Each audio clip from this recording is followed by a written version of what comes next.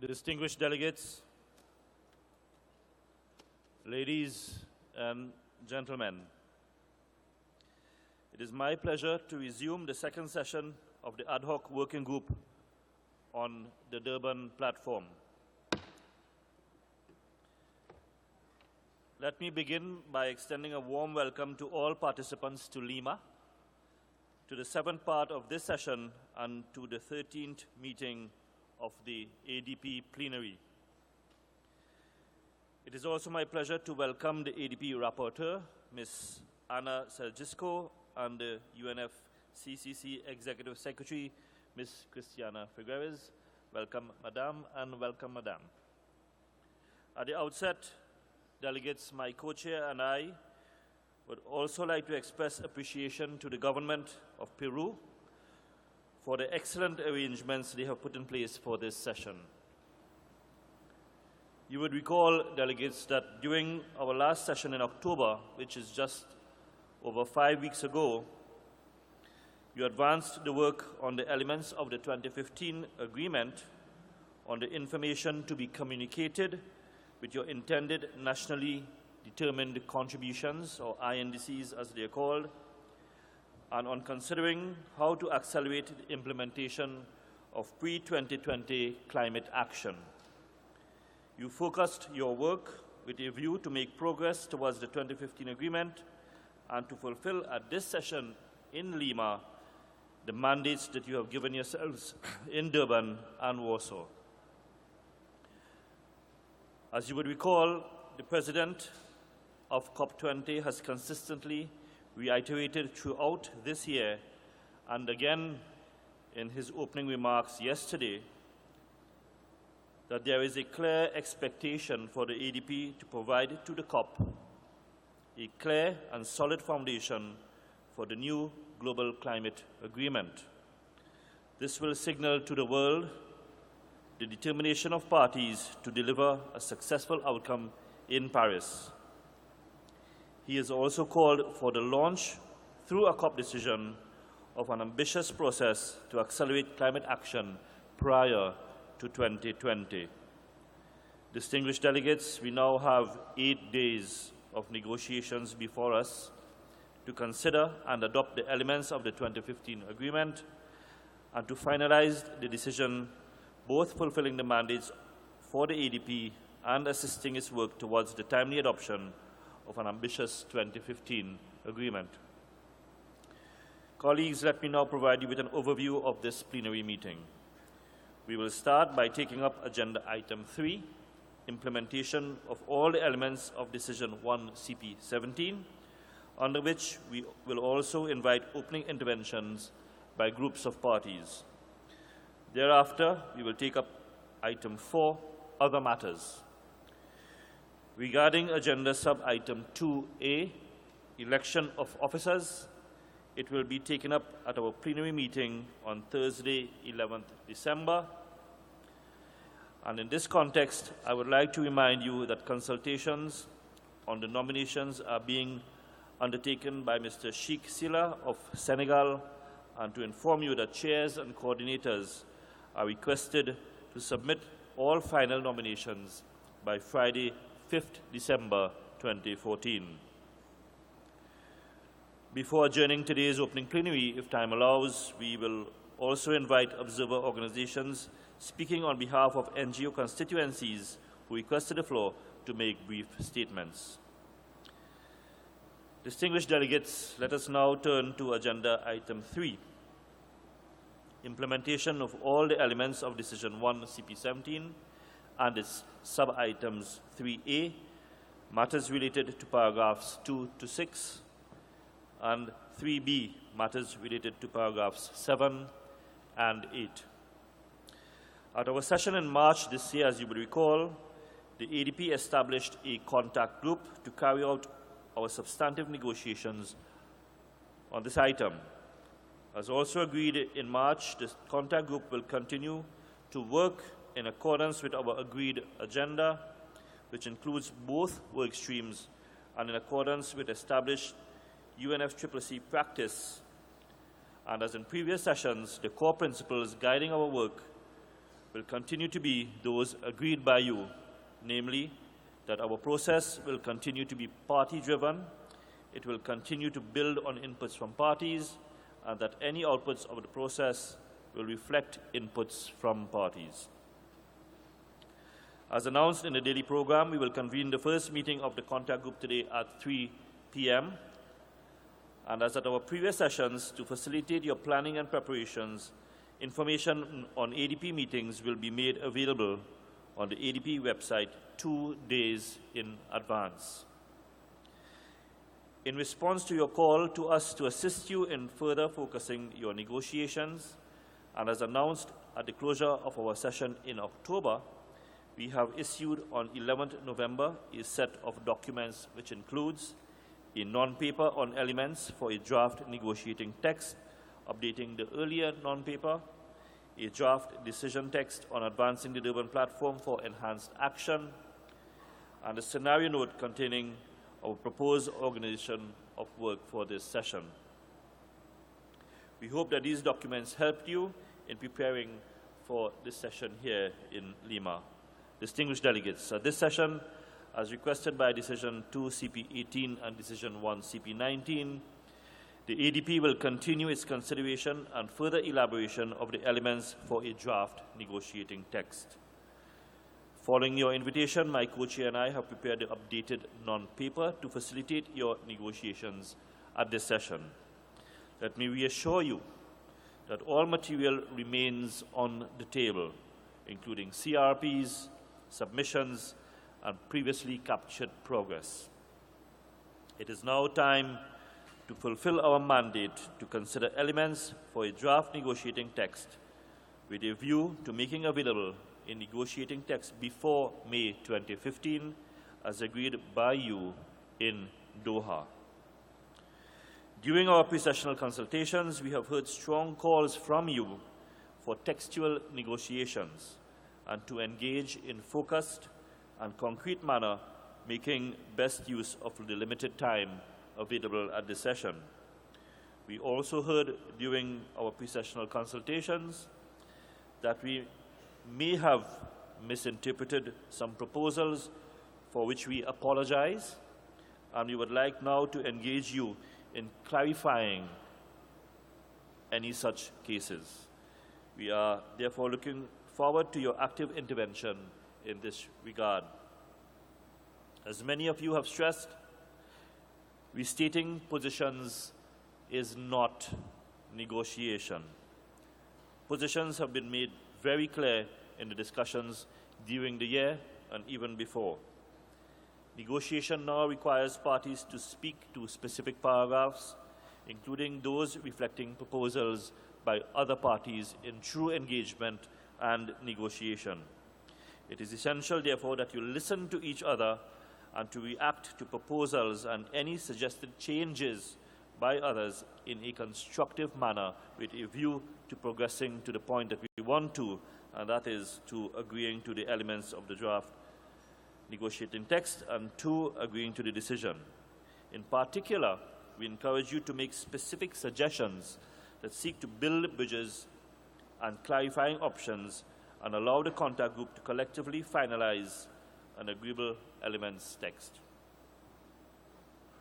Throughout these negotiations, colleagues, we must also be mindful of the pressures of time. Given 5 UNFCCC bodies meeting concurrently, it is therefore critical that when you take the floor, that you be clear, you be precise, and you be concise. We ask you to please speak to the point, speak to your negotiating partners, and avoid general statements. I cannot stress enough on behalf of the co-chairs to avoid making general statements. You should be mindful that it would not be helpful to produce a lengthy, unwieldy, and incoherent text. I would also like to reiterate our encouragement to groups of parties to be efficient in their coordination, to allow meetings to start on time, and in that regard, let me congratulate you for being here and to allow a timely start. Those of you who attended the plenary meetings of the Substar and the SBI yesterday are already aware of the greater efforts on time management in the intergovernmental process undertaken by the presiding officers for the Lima conference, and that is in response to the call from parties to conclude negotiations and conferences in a timely manner. Therefore, together with the presiding officers of the subsidiary bodies, we have consulted with the Bureau and the main negotiating groups in response to this call, and we are committed to lead joint actions to strengthen inclusivity, discipline, respect, and fairness to all in working practices given the limited time available. Additional information on this joint initiative is available on the Secretariat website for those of you who may want to look at it. Delegates, in order to make progress on all elements before the end of the week, as indicated in our scenario note, we propose that focused negotiations under the contact group are undertaken in parallel meetings and facilitated by either one of us, the co-chairs. That means that at any one time, when we consider the elements of the negotiating text, one room will have parties and one co-chair discussing one element. At the same time, another room will have one co-chair and parties discussing another element. We also encourage you, as you did in Bonn in October, to consult with each other and work on specific issues or paragraphs which will help us move towards progress. Many have raised the issue of how we might best take forward our work on the elements and how we forward the results of the work that we have progressed on at this session to next year. We encourage you to give further thought to this and discuss it with each other, and we will revert to this question during a stock-taking meeting and in the contact group when considering the draft decision. Distinguished delegates, at the October session, your work also focused on the draft decision on information on intended nationally determined contributions in the context of the 2015 agreement, as well as on a draft decision on accelerating the implementation of enhanced pre-2020 climate action, with a view to agreeing on a draft decision on these issues to be forwarded to the COP for adoption here in Lima.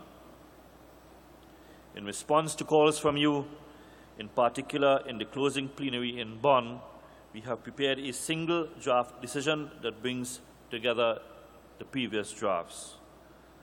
As also requested by you at the closure of our session in Bonn and in our pre-sessional consultations with us, we intend to work in the contact group setting and move straight into textual negotiations on the draft decision here in Lima.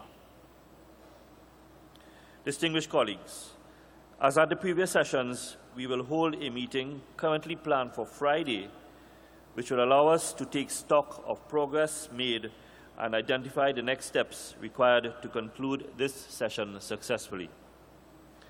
Additional stock-taking meetings might be scheduled as required during the session. I therefore trust that these arrangements are agreeable to you. I hear no objections. It is therefore so decided. Distinguished delegates, we encourage you to attend the numerous briefings, forums, and events on the many areas that are relevant to the work of the ADP. And these will be held under the other bodies in Lima, as you are aware. A list, of course, containing these events is available on the ADP webpage, and we encourage you to look at it and to attend these briefings and events.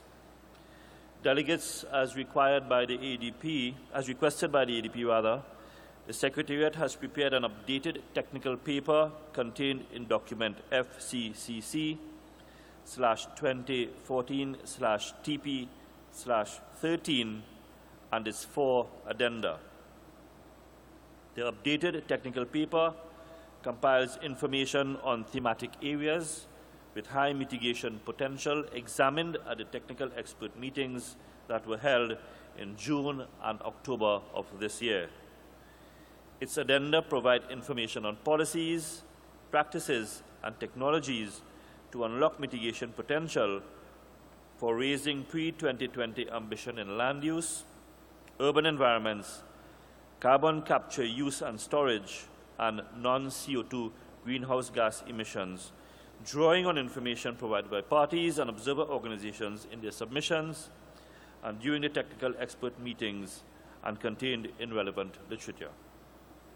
I therefore encourage you to read this updated technical paper and to bring it to the attention of your implementers back in your capitals.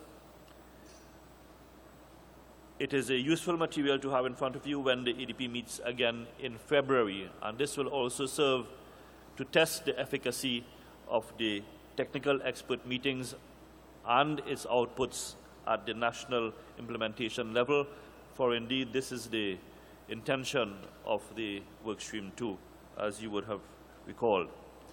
In the context of pre-2020 action, therefore, we have requested the Secretariat to cluster and enhance the visibility of side events and exhibits in Lima directly relevant to the thematic areas explored by the technical expert meetings in 2014. The relevant exhibits can be visited throughout the 2 weeks of the session in the exhibits area. The relevant side events have been clustered on Friday 5th December, Monday 8th December, and Tuesday 9th December. Further details can be found on the ADP website. In addition, we would like to draw your attention to a NAMA Day, which will take place on Saturday 6th December and will provide a platform to learn from developing countries that are advancing pre-2020 mitigation action through the design and implementation of NAMAs. As mentioned in our scenario note, the ADP will be informed by the high-level ministerial dialogues on climate finance and on the Durban platform for enhanced action, which will be held on 9th and 10th December, respectively. I would like to take this opportunity to express our appreciation for the continued efforts undertaken by the COP20 CMP10 President and his team to facilitate our process, including by holding such events. I would also like to thank parties and observers for the continued and rich input provided to the process, including through your submissions. Distinguished delegates, I would now like to open the floor for remarks on behalf of groups of parties. As mentioned at the outset, we invite your interventions to be brief and to the point. We have made arrangements for the full statements to be posted on the UNFCCC website and therefore request that you keep your interventions to 3 minutes or as close to that as possible. Please remember to provide the UNOG officer with a copy of your statement for posting purposes. We would also like to ask that when making your interventions, you maintain a speaking speed that gives the interpreter enough time to translate your message in full so that there is no misinterpretation. Your cooperation in this regard is greatly appreciated. I also appeal to individual parties to refrain from making statements to allow the substantive work to begin as quickly as possible. And in this regard, we have asked the Secretariat to make arrangements for your statements to be made available on the UNFCCC website. Again, please provide the UNOG officers sitting beside the podium with your statements for it to be posted on the web. I now open the floor for statements by groups of parties, and I recognize Bolivia on behalf of the group of 77 and China. You have the floor, sir.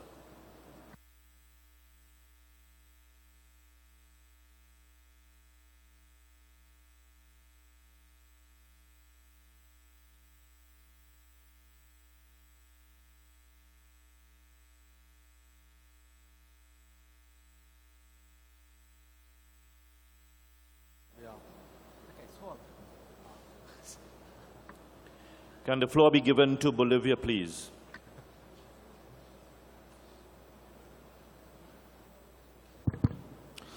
Thank you very much, Mr. Co-Chair. Madam Executive Secretary of UNFCCC, Mr. Co-Chairs, Excellencies, distinguished representatives, ladies and gentlemen, I have the honor to deliver this statement on behalf of the Group of 77 and China. Mr. Co-Chairs, the objectives of the ADP session in Lima are very clear in accordance with the agreed task from the Warsaw Decision and previous decisions. They are, first, the elaboration of the elements of a draft negotiating text, second, the identification of the information to be provided by parties when communicating their intended nationally determined communications, and third, the acceleration of the pre-2020 implementation. The decision in Lima must reflect balanced progress in both work streams as well as between work streams. We need to focus on these three core agreed tasks to ensure a successful COP in Lima and to lay a solid foundation for the adoption of the agreement in Paris next year. The Group underlines the importance of making substantial progress on elaboration of the elements of a drafting negotiating text, essential to the adoption of the 2015 agreement in Paris. The Group reiterates that the 2015 agreement must be under the Convention and based on its principles and provisions related to commitments and responsibilities with regard to mitigation, adaptation, and means of implementation. In particular, the principles of equity and common but differentiated responsibility and respective capabilities. The provisions of the 2015 agreement should focus on enhanced actions related to the 6 core elements. Mr. Co-Chairs, the Group also looks forward to advanced negotiations on the information of the intended nationally determined contributions. The intended national determined contributions represent the effort each country is willing to make in the global effort to fight climate change and must be seen in a balanced and comprehensive context pursuant to decisions 1CP17, 2CP18, and 1CP19, in accordance with the principles and provisions of the Convention. Developed country parties shall provide finance, technology, transfer, and capacity building support. Developing countries will require provision of adequate support for their domestic preparations on their intended nationally determined contributions and for submitting information thereon, as well as for the implementation of their enhanced actions both before and after 2020. The Group would like to reiterate that Decision 1CP19, paragraph 2D, urges developed countries, the operating entities of the financial mechanism and other organizations to provide adequate support to allow for developing countries to undertake their domestic preparations for the intended nationally determined contributions and for submitting information thereon, and for implementing their enhanced actions after 2020. It is crucial to provide clarity on the level of financial support that will be provided by developed country parties to developing country parties to allow for enhanced implementation of the Convention. Any agreement without equity and CBDR and RC is not in accordance with the Convention. A protocol, another legal instrument, or an agreed outcome with legal force that is only mitigation-focused and bottom-up will result in developed countries emitting more than they should within a global emission budget to limit warming in this century and will not effectively address climate change as early as possible. Time is running out. The world cannot afford half measures or half commitments with respect to climate actions. The relevant part of the Lima decision should focus on identification of the information in order to achieve a successful outcome on the information, with a view to facilitating the clarity, transparency, and understanding of the INDCs. Mr. Co-Chairs, Workstream 2 is an integral part of the ADP and has direct bearing on the successful adoption of the 2015 agreement.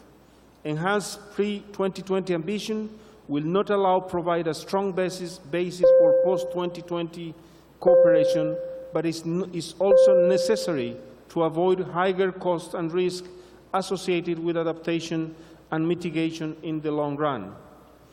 Through Workstream 2, all countries should demonstrate their political will, recognizing that developed countries shall take the lead through enhanced actions on increasing the emission reduction targets to at least 40% by 2020, below 1990 levels, and providing finance, technology, and capacity-building support to developing country parties, which in turn contributes to the greater confidence and trust among parties in the context of negotiations on the Durban platform.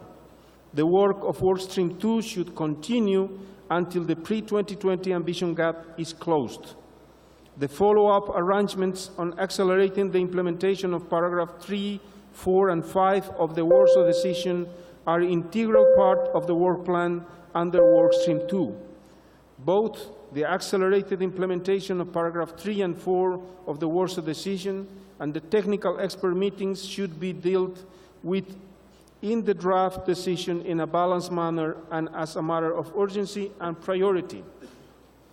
Mr. Co-Chair, the group wishes to express its full support towards helping the co-chairs secure a successful outcome to these negotiations.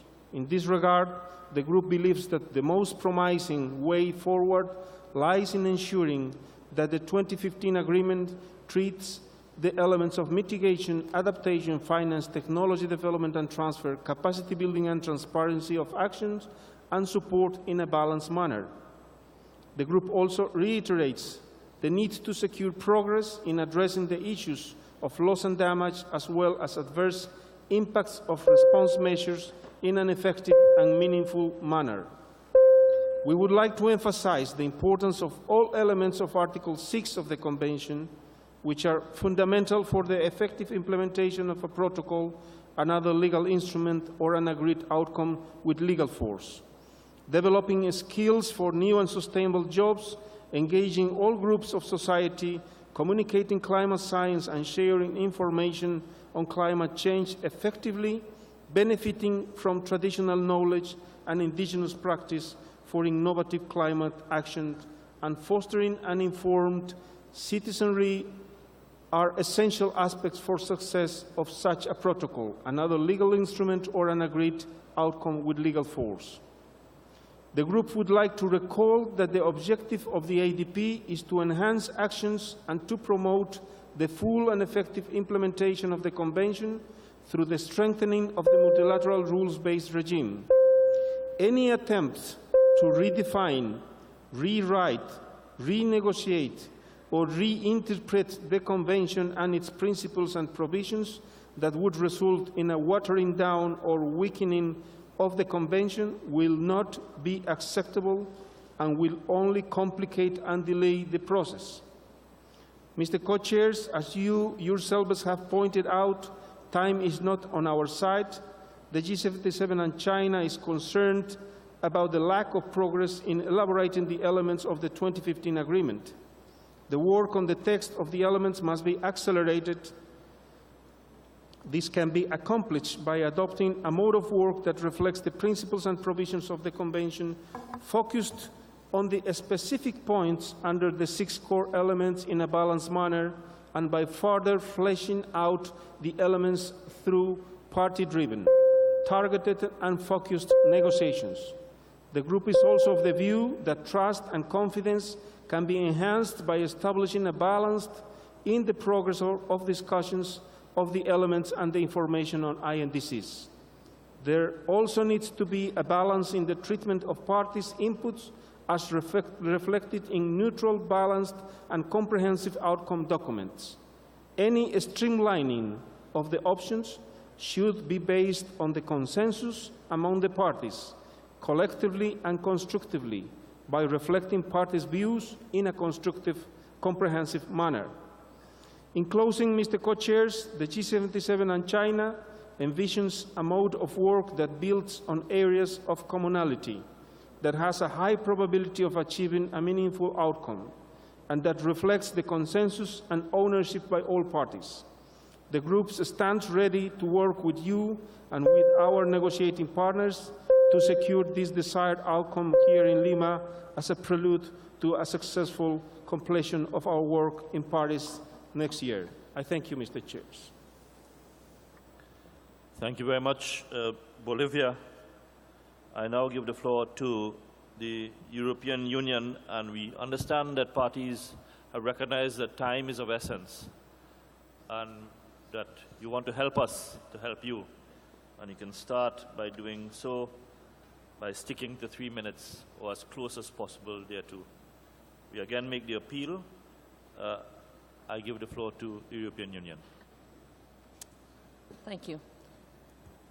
Dear Madam Executive Secretary, dear co-chairs, distinguished delegates, dear friends, this statement is made on behalf of the European Union and its 28 member states. It is essential that COP20 delivers on 3 things under the ADP, building on the progress made at our last session in Bonn, namely, a decision that addresses INDCs, including in particular upfront information and the pre-COP21 international process to consider and analyze them. A decision that further enhances global mitigation ambition before 2020, and an agreement on draft elements of a negotiating text of the 2015 agreement. In relation to the draft ADP decision, we welcome the initiative of co-chairs to prepare the revised version prepared by the co-chairs on the basis of inputs of parties. We look forward to textual negotiation and improvement to that text here in Lima. In relation to the draft elements of a negotiating text, we also welcome the initiative of co-chairs to prepare a revised non-paper. We underline the importance we attach to elements such as the rules base, including MRV, accounting, the cycle of ambition and compliance in relation to mitigation. These central issues did not get their fair share of time at our 6th session in Bonn and must be addressed here in Lima in addition to adaptation and finance. The discussion that took place in Bonn on adaptation are the kind of exchange that we need to see on all key elements, on key issues in relation to the 2015 agreement. We really have very little time left for a more focused negotiating text to be made available.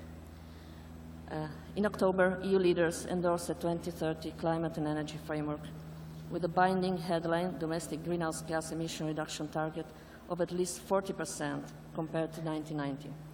The US and China followed by making important announcements in relation to their post-2020 mitigation targets. We look forward to this being translated into transparent, quantifiable and comparable INDCs in the coming 4 months, and for at least all major and emerging economies to come forward with theirs. The EU is already working on its INDC on the basis of information requirements common to the current draft decision annex options, such as base year, type of contribution, time frame, coverage, and methodologies and assumptions.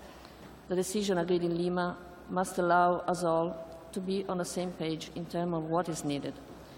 We also note the significant initial capitalization of the Green Climate Fund as a result of contribution by EU member states amounting to more than 3.9 billion, as well as contribution by several others, including some developing countries. It is essential that we build on the positive momentum of these recent developments, as well as the UN Secretary-General Summit of World Leaders, to secure a good outcome in Lima. In closing, we continue to look to the co-chairs for their guidance and to work with our negotiating partners and the Peruvian co-presidency in a spirit of constructive engagement. Thank you. Thank you very much, and congratulations on the 3 minutes. I now give the floor to Australia on behalf of the Umbrella Group. You have the floor. Thank you, Mr. Co-Chairs. I have the privilege to speak on behalf of the Umbrella Group of countries, Canada, Japan, Kazakhstan, New Zealand, Norway, the Russian Federation, Ukraine, the United States and Australia. Umbrella Group countries are determined to successfully adopt an ambitious new global climate change agreement applicable to all in Paris. We are committed to implementing our commitments up to 2020. We will also explore cooperative ways to enhance practical climate action, including by working with business, civil society and others. We recognise the significance of this meeting in paving the way for success in Paris. Here in Lima, we must deliver a COP decision that provides the clear guidance countries need to communicate their intended nationally determined contributions towards mitigating climate change and well in advance of Paris. Transparent, understandable and quantifiable emission reduction efforts are critical to building collective confidence and understanding how we are tracking globally. We must have guidance on this ahead of the agreed timetable for tabling INDCs. Here in Lima, we must also further elaborate the elements for a draft negotiating text. Elements that are balanced, concise, and based on areas of convergence will serve as a guide when we move into formal negotiations on the agreement text next year. Significant work will be needed to achieve this. Umbrella Group countries will be offering our suggestions on how to bring the current version of your non-paper in line with these objectives. We recognise the political priority for the Paris Agreement to address mitigation, adaptation and support, but doing so will require addressing each issue according to its unique characteristics, while ensuring that the agreement remains focused on enhancing mitigation ambition and achieving the ultimate objective of the Convention. Umbrella Group countries also emphasise the importance of developing a common transparency and accountability framework to support the agreement, including rules for the land sector and markets. We must keep an overall view of the structure of the agreement and identify which elements will need to be constant and durable and which are dynamic and therefore are better dealt with through evolving decisions. For this reason, it is essential that we do not splinter our discussions into fragmented work streams, but ensure our mode of work lets us bring the structure and form of the elements non-paper together in a coherent way. Here in Lima, we want to have periodic opportunities to come together as a group between parallel elements discussions for this reason. Mr. Co-Chairs, the ADP has done important practical work over the last year on enhancing pre-2020 mitigation ambition. The value of the technical meetings has been widely acknowledged, as has the value of a cooperative approach that involves a broad set of actors from international and regional organisations, subnational entities and the private sector. Umbrella Group countries strongly support this work and want to see it continue. Here in Lima, we seek a decision that will do just that. We do not see it being helpful to shift the focus of this work stream from cooperative collaboration towards an implementation review that duplicates processes already happening elsewhere under the UNFCCC. In conclusion, Mr. Co-Chairs, there's much to do, and we are ever mindful of how short our time is. We are confident in your leadership and assure you and all parties of our commitment to securing strong ADP outcomes here in Lima. I thank you, Mr. Co-Chairs. Thank you very much. Australia. Switzerland now on behalf of the Environmental Integrity Group. You have the floor. Thank you, Mr. Co-Chairs. This statement is made on behalf of the EIG, comprising Liechtenstein, Mexico, Monaco, the Republic of Korea and Switzerland, and the full version of it will be uploaded. The EIG countries have come to Lima to take substantial decisions on the climate agreement from 2020. Here in Lima, we must capture the key elements of the 2015 agreement in all relevant areas to address climate change, mitigation, adaptation and means of implementation. The EIG is encouraged by the early announcement of the quantifiable targets for reducing greenhouse gas emissions by China, the European Union and the United States. I am also pleased to confirm that all the EIG parties are sincerely engaged in domestic preparations of their corresponding INDCs and are strongly committed to their timely communication ahead of COP21, as well as to the accompanying upfront information. The EIG is further encouraged by the very ambitious contributions that the Green Climate Fund of many parties in a position to do so, including EIG countries. We consider this as a very positive signal to underline that with political will, the international community can come together and decide on elements that support a low emissions and resilient development pathway of our society. The EIG has come to Lima to build on these clear indications for global action and cooperation and to send a clear signal to the private sector and stakeholders that an effective, fair and legally binding agreement will be adopted in Paris next year. A key component for the 2015 agreement is differentiation. Differentiation is a tool to reflect different realities and circumstances with regard to equity, responsibility and capacity, to ensure fairness and to stimulate ambition. The EAG takes the view that for a fair differentiation, self-differentiation is essential and needs to be complemented by guiding elements. Such guiding elements of differentiation and flexibility can be reflected in the 2015 agreement, COP decisions or complementary assurances. The EAG is looking forward to engage with others on these issues. The EAG has further come to Lima to define the upfront information to be submitted by all parties together with their INDCs and on the modalities of the INDC process starting next year. The EAG countries support the multilateral process on the INDC starting from the first quarter of 2015 and accommodation all parties in their circumstances. Such a process should be facilitative, non-intrusive, non-punitive, where all parties share information on the underlying effort of the INDCs and their consideration on equity, fairness and CBDRC regarding to their INDC in view of the 2-degree objective. The EAG takes the view that it is important to ensure that the upfront information and multilateral process assure clear, transparent and understandable mitigation commitments. Likewise, the EAG provides high relevance to action on adaptation to ensure a transition towards a climate-resilient planet.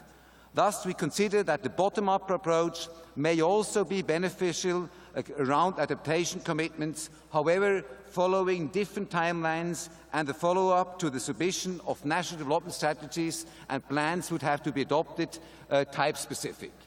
The EAG therefore sees a benefit in outlining also here in Lima a specific bottom-up approach with regard to adaptation.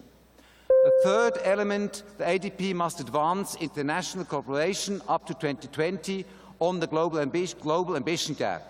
Here in Lima, we must define continued robust work to identify options to enhance global mitigation ambition.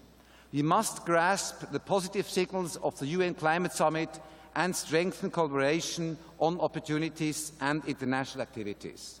Mr. Co-Chairs, let me finally thank you for the issued draft decision text as well as the non-paper and elements of the 2015 agreement. The EAG supports your approach in organising our work and is ready to work on the basis of the issued draft text. Thank you, Mr. Chairman. Thank you very much, Switzerland. I now give the floor to Sudan on behalf of the African Group. You have the floor, sir. Thank you, co-chairs. Sudan has the honor to deliver this statement on behalf of the African Group. We express our appreciation to the government and people of Peru for hosting this meeting and to the Convention Secretariat for the excellent arrangements. The African Group associates itself with a statement made by Bolivia on behalf of the Group 77 and China. Co-chairs, on Work Stream 1, the African Group reiterates the call we made at the 6th part of the second session of the ADB. The AGN would like to see single decision on post-2020 arrangement under the Durban mandate, covering both INDCs and elements of the negotiation text. We propose that you avail such a decision for party to consider during this opening plenary. Further, we call for assurance on a mode of work in parallel session where parties can engage directly with text and each other, hence not rely on iteration by you, which have proved to miss some important points raised by some delegations. In light of limited time available in this session and in trying to support you in working towards an ambitious outcome in Lima, we would welcome the appointment of facilitators who would assist you helping parties engage on text. Co-chairs, having addressed how we undertake our work, the African Group would like to provide some key reflection on the substance of the document you have prepared concerning Work Stream 1. We would like to raise the following concern. The mandate of the ADB with specific reference to the elements of the negotiation text has been reduced to making a recommendation. whilst the INDC's process has been elevated to a mandate, and this is inconsistent with the Durban mandate. We are further of the view that the draft decision provides for concrete mitigation expectations, while other elements are particularly adaptation and provisions of means of implementation are optional. The draft decision further prejudges what will be an integral part of the agreement and what will be a complementary, which makes the text imbalanced.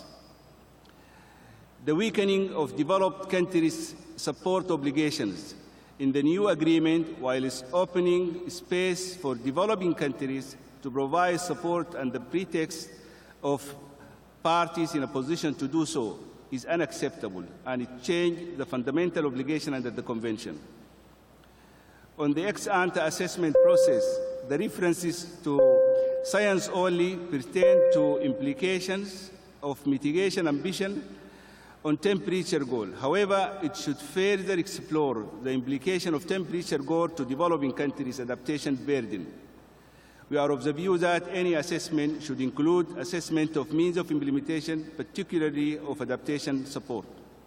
Co-Chair, on the element text, we see some of our proposals reflected, some not accurately reflected, and we look forward to engage with other parties in a textual negotiation, particularly in addressing aspects that seek to reinterpret the Convention.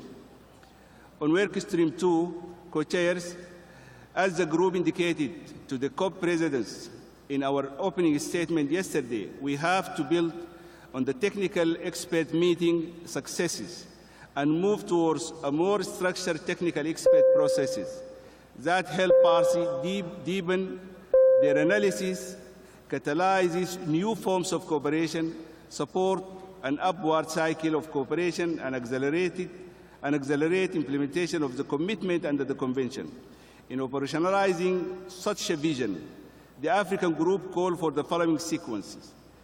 The technical expert processes is an organized set of technical expert meetings with a focus on implementation of policies, practices, and technologies that are substantial, scalable, and replicable. The process would enable more systematic analysis of opportunity for cooperation on concrete action to realize mitigation opportunity in different thematic areas in accordance with the nationally defined development priorities. To help move from information to action, the outcome of the various themes would be sensitized into a summary of action and cooperation that together would help put the world on a path towards curbing emission and realizing co-benefit in the pre-2020 period to achieve the objective of the Convention. It would summarize in politically relevant terms the opportunity for cooperation inside and outside the Convention, potential for synergy among different thematic areas, action and co-benefit, and opportunity for high-level engagement and actions. The objective of the process is to support accelerated implementation in practice through action within and outside the Convention. It would support the development of concrete initiatives such as the African proposed Global Renewable Energy Partnership to strengthen cooperation between developed and developing countries and speed the transition to renewable energy while addressing energy poverty, empowering community, increasing employment, and supporting development. On the work plan and its timeline, the current work stream 1 would culminate in a synthesis and a launch of new initiative in Paris. The first round of the technical expert processes run for 2016-2017 and conclude with a synthesis outcome, high-level engagement on option for cooperation, and a review. In parallel with the review, a second round would run 2018 and 2019. The two-year iterative processes would enable an upward cycle of ambition and cooperation. It would be aligned with other reviews, including those on finance, to help coordinate action on mitigation and other related areas. Co-chair, as you suggested, the African group already started talking and consulting with groups and parties on this proposal and other ways and means to strengthen the work and the work stream too, as to put the world on track during the period of 2020 to achieve the objective of the Convention. Co-chair, in conclusion, we welcome the recent pledges towards an initial capitalization of the Green Climate Fund and the very positive signal it sent as a reflection of the willingness of developed countries to honor their financial contribution under the Convention. We wish to reiterate that we are developing a long-term multilateral system that will affect Africa's development far into the future. In this regard, we wish to stress that our position on adaptation and means of implementation are a reflection of the reality that Africa will face going forward under the new regime and cannot be compromised on account of positive assurances provided from developed countries in a short term. Co-chairs, the African Group stands ready to engage in this session, as always, in an open and constructive manner to move the ADB towards a successful outcome in Lima. I thank you. Thank you very much, Sudan. Nauru, on behalf of the Alliance of Small Island States.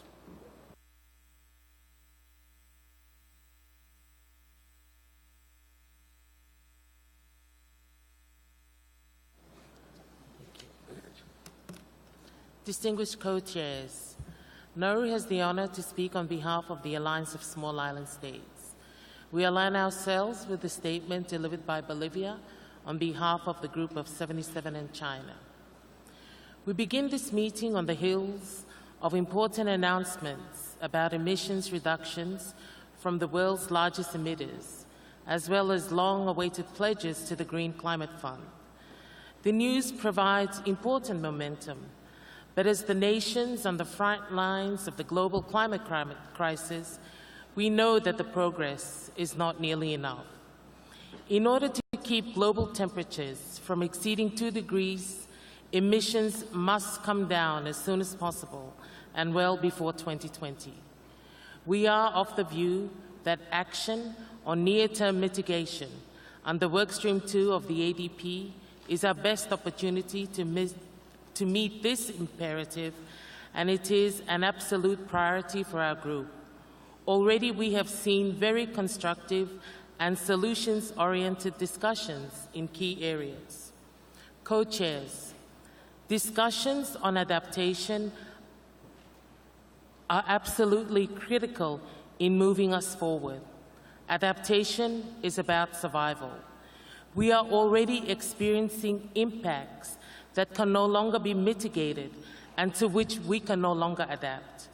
Thus, loss and damage must be included as a central element of the 2015 agreement, one that is distinct and separate from adaptation. It is essential that we also make significant progress on the nature of INDCs to ensure the response is on scale with the challenge we face. More broadly, further details and information is needed in the following areas. 1. The 2015 agreement must be a legally binding protocol under the Convention applicable to all. 2. Ambition should be in line with delivering a long-term global goal of limiting temperature increases to below 1.5 degrees, and consideration of all aspects of Article 2 of the Convention must be considered at this session. 3. Mitigation efforts captured in the 2015 agreement must be clearly quantifiable so that we are able to aggregate the efforts of all parties. 4. A further elaboration of the elements to be included in the 2015 agreement. 5. The identification of the information parties will provide when putting forward their intended nationally determined contributions in a manner that facilitates the clarity, transparency, and understanding. And finally, 6, finance. Finance is a fundamental building block of the 2015 agreement, and therefore it must contain commitments by developed country parties and provisions to ensure scaled-up, adequate, long-term, predictable, new and additional finance. Distinguished co-chairs, I assure you of our strong continued support as we work together, united by a sense of urgency and common purpose to do what is required. Thank you. Thank you very much, Nauru. I now give the floor to Nepal on behalf of the LDCs. You have the floor. Distinguished co-chairs, Nepal have the honor to speak on behalf of the LDC group. I would like to associate my statement with the statement made by Bolivia on behalf of the Group of 77 and China. Co-chairs will address the elements related to both content and process in our intervention. As indicated by the fifth assessment report of the IPCC, greenhouse gas emissions concentration in the atmosphere are now the highest they have ever been and are continuing to rise. We have reached a point where we are already experiencing impacts that cannot be reversed. Mr. Co-chairs, in this context, a successful climate deal in Paris must engage parties in Lima working towards the adoption of a protocol with most ambitious emission reduction targets that addresses adaptation, loss and damage, means of implementation, transparency of action, and support. A successful protocol in Paris must strengthen our ability as a global community to cope with the inevitable changes we now face, providing, in particular, effective financial, technical, and capacity-building support to the most vulnerable countries to cope with climate change impacts. We have contributed least to this crisis, yet we are suffering worst and will continue to do so if the trend continues. We propose following to be addressed in priorities in Lima. First, we thank you for the second version of the non-paper, and we support your approach for this session to have a more in-depth textual negotiation. The non-paper, as it stands, is reasonably balanced. We are grateful that you have picked up most of the elements that we proposed in our October submission, and we are optimistic that the rest will be accommodated as well. We hope to further define the element text and formalize it here in Lima. Second, we feel the draft decision on INDC and pre-2020 ambition needs more clarity. The decision related to INDC must enable the parties to provide information when putting their INDCs forward in the context of 2015 protocol. This decision should facilitate parties for domestic preparations, including the information parties required to submit in their contribution by March 2015 in a transparent and quantifiable manner. It is important that the INDC decisions also provide clear provisions to enable upward adjustments of initial contributions in line with science, so that we can secure a protocol that ensures the survival of our countries. All parties must have mitigation component in their INDCs. However, the national circumstances and special needs of the ILDCs, LDCs, and SIDS will be reflected in their INDCs. Third, we need to focus our discussion on how to accelerate the implementation of pre-2020 climate actions, including ratifying the Doha Amendment of the Kyoto Protocol. Those countries that must deliver the higher mitigation actions aiming at closing the mitigation gap must act fast, based on science, and to avoid further impacts, loss and damage due to climate change. With respect to the process, we are generally comfortable with the approach you have set out. Finally, Mr. Co-chairs, we reaffirm that the LDC group is strongly committed to this process. We believe that we can have successful negotiation in Lima under your strong leadership. Thank you very much. Thank you very much. Now Costa Rica on behalf of ILAC. You have the floor.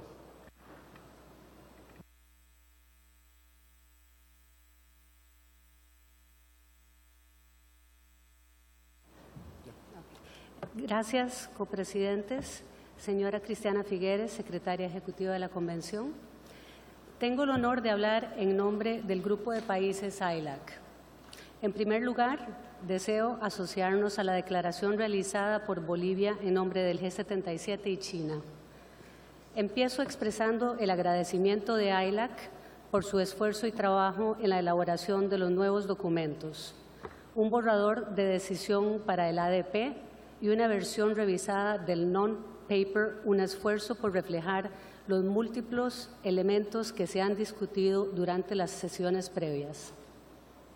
Hemos estudiado con detenimiento ambos documentos y esperamos que sobre esa base podamos avanzar de manera decidida en la definición de las contribuciones determinadas a nivel nacional y en los elementos del acuerdo del 2015.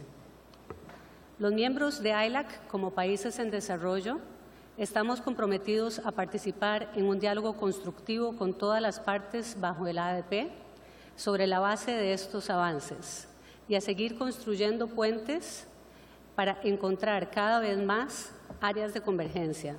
Esperamos lograr un avance significativo en esta sesión y asegurar decisiones ambiciosas. Copresidentes, Lima es el momento decisivo para el futuro del régimen multilateral sobre cambio climático, basado en reglas que actualmente negociamos. En la COP20 sentaremos las bases de la arquitectura de un régimen mejorado que guiará nuestras acciones colectivas e individuales en materia de cambio climático, que nos llevará a un acuerdo universal y jurídicamente vinculante que facilitará una economía global que sea baja en carbono y posiblemente carbono neutral a mediados de este siglo. Un resultado ambicioso en París requiere que obtengamos productos sustantivos aquí en Lima bajo el ADP. En la COP deben producirse, 1, un borrador de Lima que defina los elementos para el nuevo acuerdo y sea reconocido como la base para que el ADP avance hacia un protocolo de París durante el 2015. 2, una decisión sobre el ADP que incluya lo siguiente: la definición de información ex ante para la preparación y la comunicación de las contribuciones determinadas a nivel nacional en mitigación por todas las partes, para garantizar la transparencia, la claridad, la comprensión, la comparabilidad, la agregación y la cuantificación. La definición de una evaluación ex ante inicial para la consideración de las contribuciones nacionalmente determinadas en mitigación en el 2015. Disposiciones sobre contribuciones en materia de adaptación y medios de implementación que reflejen la dimensión individual de la acción para enfrentar el cambio climático. Acción acelerada para aumentar la ambición en mitigación en el periodo pre-2020 y la eficiencia de sus modalidades de trabajo que permitan establecer la base para la acción apropiada de post-2020, aumentando el apoyo político.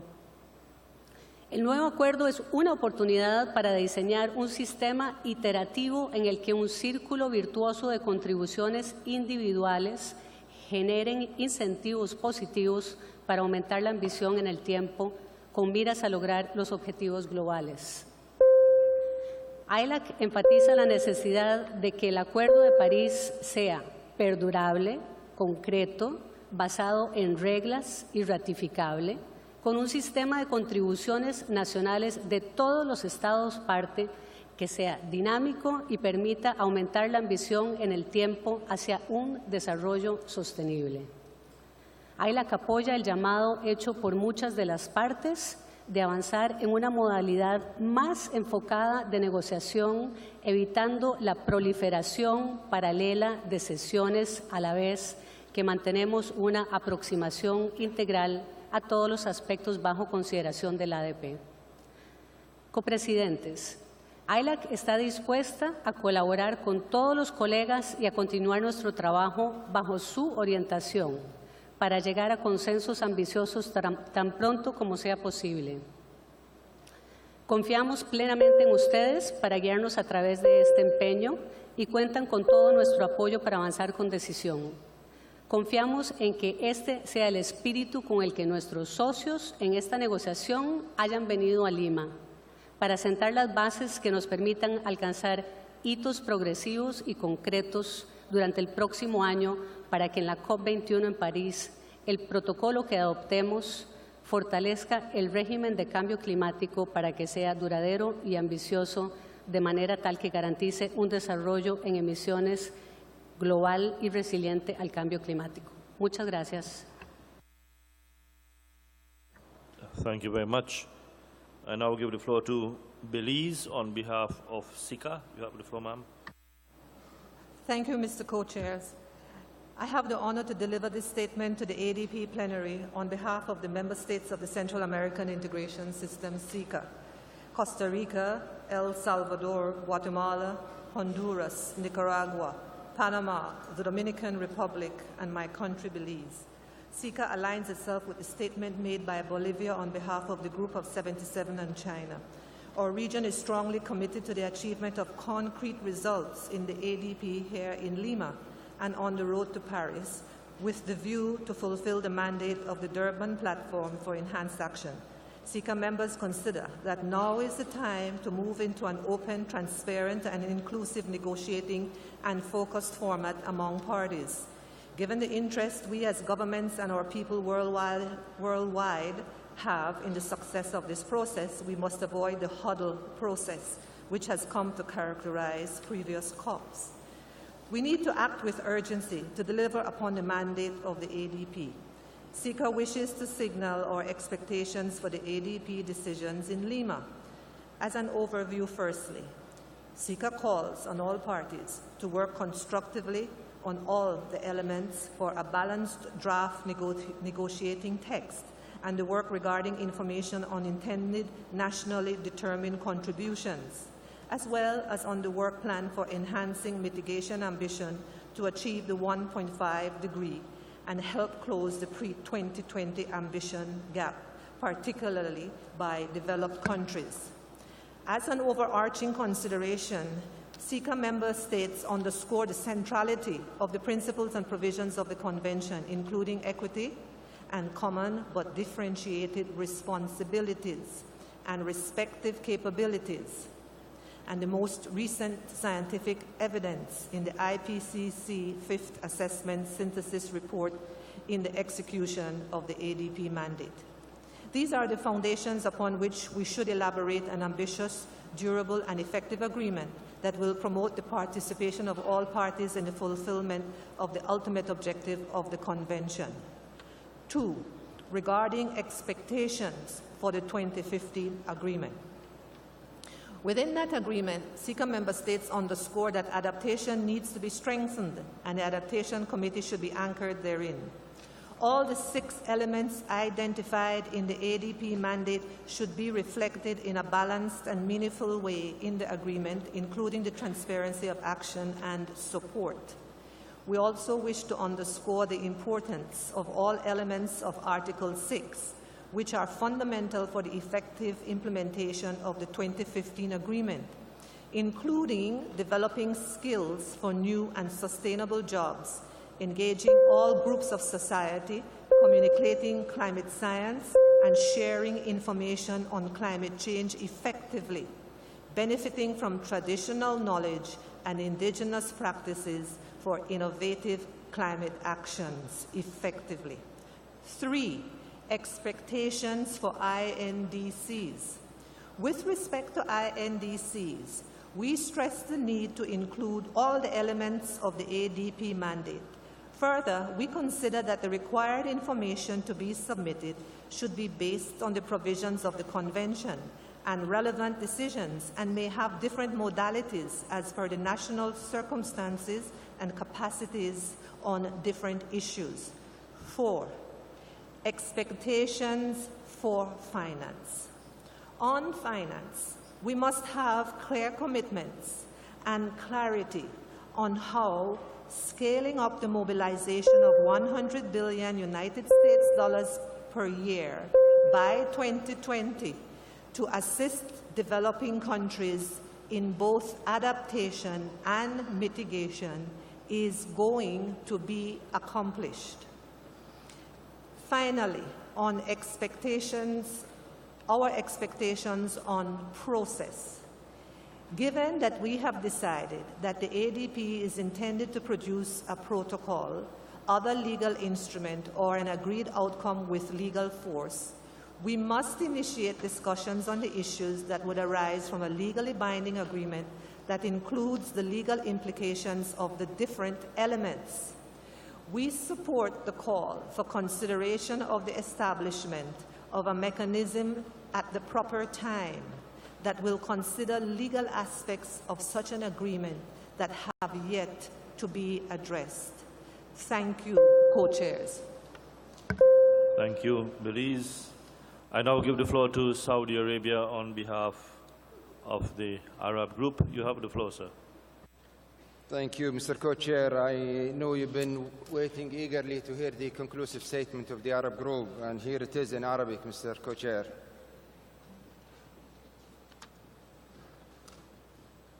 تتفق المجموعة العربية مع بيان مجموعة 77 والصين وتعرب مجددا عن قلقها من طريقة عمل منهاج ديربن، حيث لم يتم إحراز أي تقدم يذكر بالرغم من عقد 3 جلسات خلال هذا العام، ولم نستطيع الدخول في مفاوضات جادة تؤدي بنا للوصول لاتفاق يتماشى مع القرار المتفق عليه في مؤتمر الأطراف في وارسو. ونطالب بتغيير حقيقي في أسلوب العمل، وأن يتم البدء فوراً في مفاوضات قائمة على نص تفاوضي وفقاً للنصوص المقدمة من الدول الأطراف وليس صادراً من رئيسي الجلسة. وتتفق المجموعة العربية مع المجموعات الأخرى التي تطالب بتأسيس لجان منبثقة عن لجنة الاتصال الرئيسية لمناقشة النصوص الخاصة بالمواضيع 6 الواردة في قرار ديربن، والتي تكون مقدمة من الأطراف مباشرة. السادة رئيسي الجلسة الموقرين، يتلخص موقف المجموعة العربية في النقاط التالية: فيما يتعلق بمسار العمل الأول، الإجراءات لما بعد 2020، أهمية توفير الأساس اللازم والراسخ لفريق عمل منهاج ديربن، وأن الفريق يجب أن لا يمارس إعادة كتابة الاتفاقية أو إعادة تفسيرها أو إضافة ملاحق إضافية عليها، بل يجب أن يكون عمله وفقاً لمبادئ الاتفاقية والمبنية على الإنصاف والمسؤولية المشتركة ولكن المتباينة والقدرات المتفاوتة، والالتزام بالمسؤولية التاريخية وحق الدول العربية في تحقيق التنمية المستدامة. التمسك بالتنفيذ الكامل والعادل والشامل والمتسم بالشفافية، والتوصل إلى نتيجة متفق عليها بما يتفق وخطة عمل بالي بما يشمل عناصر الأساسية: التكيف، التخفيف، التمويل، نقل التكنولوجيا، وبناء القدرات والشفافية. ومع عدم الإخلال بمبادئ الاتفاقية وعدم فرض أي التزامات على الدول العربية دون الحصول على وسائل التنفيذ المناسبة والمستجدات في مساري العمل. أن تكون المعلومات التي سيتم بموجبها تقديم المساهمات الوطنية INDCs بما يحترم السيادة الوطنية ولا يتعارض مع خصوصية كل دولة، دون المساس بالطبيعة القانونية لتلك المساهمات، بحيث أن تكون غير تفصيلية وأن تكون مشروطة بالدعم وتتسق مع الظروف الوطنية. فيما يتعلق بمسار العمل الثاني، الإجراءات لما قبل 2020، أن يتم تناول قضايا التخفيف والتكيف بصورة متوازنة، وأن يتم توفير الدعم الخاص بهما أيضاً بصورة متوازنة. التأكيد على الإبقاء على وسائل تنفيذ الدعم وفقاً لباراجراف 4.3 of the Convention بما يشمل التمويل، نقل التكنولوجيا، وبناء القدرات. 3. التمسك برفع مستوى الطموح في تخفيض الانبعاثات من الدول المتقدمة. 4. التمسك بآلية للقياس والإبلاغ والتحقق للدعم المقدم من الدول المتقدمة للدول النامية. تفعيل آلية الخسائر والأضرار بما يفي باحتياجات الدول النامية نحو التنمية المستدامة. السادة رئيسي الجلسة الموقرين، إن المجموعة العربية يحدوها الأمل في إعادة الثقة في مسار العمل لفريق منهج عمل ديربن، ومن خلال المفاوضات مباشرة، أن تكون المفاوضات مباشرة بين الأطراف وليس من خلال رئيسي الجلسة، وتفادي فرض تقديم نصوص اللحظة الأخيرة. مستر كوتشير، هذا وتؤكد الدول العربية دعمها الكامل للسادة رئيسي الجلسة واستعدادها لمناقشات بناءة وهادفة للوصول إلى مخرجات ناجحة ومرضية لجميع الأطراف. Thank you, Mr. Co-Chair.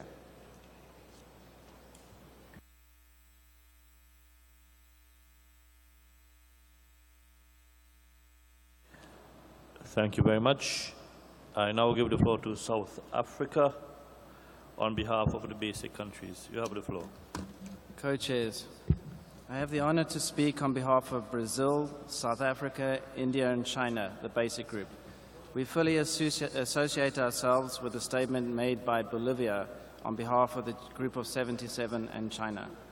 Co-chairs, we believe that the Lima COP is an important milestone for the successful conclusion of the negotiation of the 2015 agreement, which requires the strengthening of the multilateral rules-based regime under the Convention and in accordance with its principles and provisions in order to enhance the full, effective, and sustained implementation of the Convention and achieve its objective, as stated in Article 2. At the outset, we wish to convey our appreciation to you for the documents you distributed since our last meeting. We believe that the ADP outcome in Lima should focus on 3 agreed tasks from Warsaw. That is, elaboration of the elements for a draft negotiating text, identification of the information on intended nationally determined contributions, and acceleration of the pre-2020 implementation. But we are concerned that there is no clarity on the relationship between the INDCs and the future agreement. We wish to reiterate again our expectation to make balanced progress on the mandate of the Durban platform here in Lima. We believe that in order to move this process forward, there need to be upfront assurances from parties on fundamental understandings, such as on differentiation, mitigation, adaptation, and means of implementation. We emphasize that the elements of the 2015 agreement should give effect to the principles of equity and CBDR and RC through implementation of provisions of the Convention that reflect parties' common and differentiated commitments related to mitigation, adaptation, finance, technology transfer, and capacity building. Co-chairs, the basic countries highlight the need for enhanced ambition, noting that delivery on existing commitments in the pre-2020 period by developed country parties will contribute to the enhancement of trust and confidence that are indispensable for the successful conclusion of the 2015 agreement. We welcome the announcement made by some developed countries for the initial capitalization of the Green Climate Fund and call on other developed countries to do likewise as soon as possible. We also look forward to a clearer indication from developed countries of how the pledges that have been made will be realized and how the commitment of providing $100 billion will be implemented. It is our view that parties' INDCs must cover mitigation, adaptation, finance, technology development and transfer, and capacity building, in line with the parties' respective commitments under the Convention. We are convinced that adaptation needs are driven by the extent of adverse effects of climate change, experienced both now and in the future. Adaptation is an issue which requires a global response and is as important as mitigation, and all elements in paragraph 5, decision 1, CP17, should be treated in a balanced manner in the 2015 agreement. National adaptation plans could be the basis for parties' adaptation INDCs. Investment in adaptation by developing countries would represent an adaptation contribution. The 2015 agreement must establish a clear link between the actions by developing countries to contribute to effectively addressing the climate change challenge and the scale of finance, technology, and capacity building support required by them for implementation. Co-chairs, regarding the pre-2020 ambition, we reiterate that the Kyoto Protocol remains the essential and legally binding basis for addressing pre-2020 mitigation and ambition. We call for the expeditious ratification of the second commitment period of the Kyoto Protocol and emphasize the importance of revisiting and significantly increasing ambition of the Quell Rose in 2014 and in line with what is required by science, and comparable pledges in the same time frame by those Annex I parties not participating in the second commitment period of the Kyoto Protocol. We note with concern that the pre-2020 ambition gaps exist not only in mitigation, but also in adaptation and finance, technology, and capacity building support to developing countries. We stress that the continuation of developing countries, the contribution of developing countries to mitigation efforts could be further enhanced if developed countries effectively implement and significantly increase their commitments to provide finance, technology development and transfer, and capacity building support to developing countries. Finally, co-chairs, the basic countries look forward to a constructive session, and we assure you of our support and our cooperation to ensure a productive meeting here in Lima. I thank you. Thank you very much, South Africa. I now give the floor to Cuba on behalf of the LMDCs. You have the floor. Gracias, señor copresidente. Cuba is delivering this statement on behalf of the like-minded developing countries. We fully associate with the statement made by Bolivia on behalf of the G77 and China. Co-chairs, both the process in the ADP and the substance of what we're producing at this session are going to be crucial in shaping what the final outcome will be in Paris. We're deeply concerned about the process within the ADP. Direct negotiations among parties did not take place at the October session, and your scenario note indicates that that will also not be the case at this session.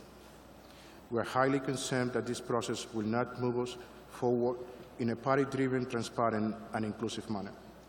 We expect the mode of work to change from the very first day. We expect to see the contact group start direct and interactive negotiations among the parties.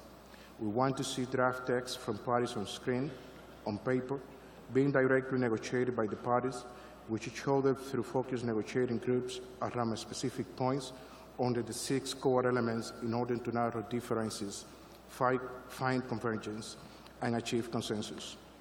Various views from parties should be reflected in a balanced, objective, neutral, and comprehensive manner. Any streamlining of the actions should be based on the collective constructive consensus among parties rather than reflecting parties' views in a selective manner. We want to see a solid and robust international outcome implementing the UNFCCC provisions, principles, and structure. This will enable all countries to solve the climate crisis together in an equitable manner. This international cooperation should see developed countries doing substantially more than what they are doing or planning to do in cutting their emissions, cooperate more with developing countries through providing more financial resources, improving access to climate knowledge and technology, helping build skills and capacity, and addressing the adverse social and economic consequences of their response measures, so that developing countries would be able to do more in terms of adaptation, mitigation, and sustainable development. The ADP decision in Lima should address balancing the core elements mandated by Durban and focus on the 3 agreed tasks from Warsaw. There is elaboration of the elements, identification of the information, and acceleration of the pre-20 implementation. We emphasize our grave concern over those developed country parties that are not parties to the Kyoto Protocol, withdrew from the Kyoto Protocol, or do not participate in the second commitment period of the Kyoto Protocol. We believe that any attempts by developed country parties to casually set aside their existing legal commitments while calling for increasing pre-2020 ambition or a new legal agreement seriously question their sincerity in combating climate change. Unfortunately, the ADP decision text falls far short in terms of being balanced and comprehensive. The bottom-up approach based on self-differentiation for all parties, as proposed by the developed country parties, will not reflect the principle of CBDR, would fail to achieve ambitious and urgent commitments, and represents a clear backsliding on their existing commitments under the Convention. It prioritizes mitigation over all the other elements such as adaptation, finance, technology transfer, and capacity building. It paves the way to an outcome that will, in essence, rewrite and reinterpret the Convention, particularly the principle of CBDR and would eliminate the differentiation between developed and developing country parties. It downplays the high importance that developing countries attach to CM adaptation, finance, technology transfer, and capacity building be on equal footing as mitigation and as the basis for their enhanced action in the 2015 outcome. The same approach can be seen in your non-paper on the elements. This approach will lead to an outcome marked by low ambition and low level of action. It will be inequitable, unbalanced, and will not bring us closer to solving the climate crisis in a fair manner. For your papers to be considered as among the basis of our negotiations, balance must be first brought into them. This would include, among other things, 1, treating all elements in a balanced manner and with equal footing. 2, ensuring that the principle of CBDR as seen in the Convention is fully reflected rather than reinterpreted or rewritten through using the terms evolving. 3, the bottom-up approach cannot be the new approach for undertaking commitments by developed countries, but should be so for the enhanced action to be undertaken by developing countries. 4, developed countries must be substantially ramp up their emission reductions ambition. And 5, the linkage between provision by developed countries of the finance, technology, and capacity building support to developing countries and what developing countries can do in terms of enhanced action must be made clear. We want to reach an outcome here in Lima and then in Paris that will be equitable and allows all to work together to solve the climate crisis. We can only do that if the process is open and transparent, inclusive, party-driven, and built on consensus, if the substance is balanced. As representatives of sovereign states, we wish to negotiate with our partners with dignity and respect in order to achieve consensus. We will not accept being made, due to mismanaged process, to press around each other in an undemocratic, non-inclusive, and non-transparent huddle at the last hour and minutes of the COP just to finalize a decision. We will not accept a situation in which we are forced to consider on a take it or leave it basis an outcome text that we have not negotiated upon, whether in Lima or in Paris. This is our responsibility as the representative of our 3.5 billion people. Thank you very much. Thank you, Cuba. Panama, you now have the floor on behalf of the Coalition for Rainforest Nations. Thank you, Mr. Co-Chair. Panama has the honor to speak on behalf of the 52 countries of the Coalition for Rainforest Nations, of which the following have endorsed this statement: Bangladesh, Belize, Cameroon, Central African Republic, Chad, Cote d'Ivoire, Democratic Republic of Congo, Dominica, Dominican Republic, Fiji, Ghana, Guinea, Guyana, Honduras, Kenya, Liberia, Malawi, Mozambique, Nigeria, Papua New Guinea, Republic of Congo, Solomon Islands, Togo, and Uganda. Mr. Co-Chair, our coalition supports the statement made by the distinguished delegate from Bolivia on behalf of the group of G77 and China.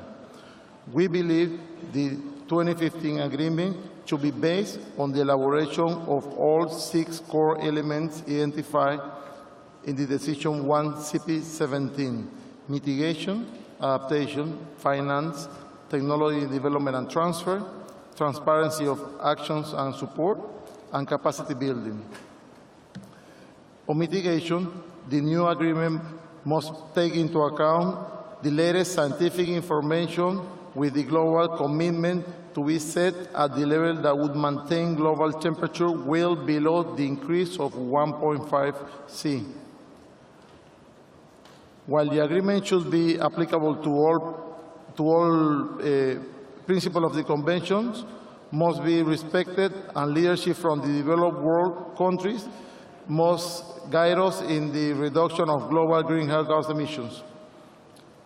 The nature of nationality-determined contribution should be presented by all parties and should be differentiated. The 2015 agreement must be adequately informed by the work of other subsidiary bodies under the Convention and build upon the important results achieved through the past COP decisions. REDD+ is therefore a central element of the 2015 agreement as defined by the Warsaw REDD framework. Adequate importance must be also given to the coastal marine ecosystem and their potential role in adaptation and mitigation.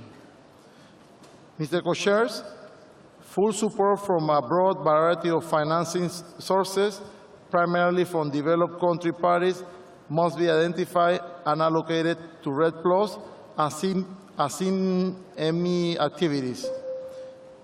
A new market-based mechanism, including REDD+, must be also included in the 2015 agreement. The mitigation potential of REDD must be fully taken into account and captured in the pre-2020 ambition track.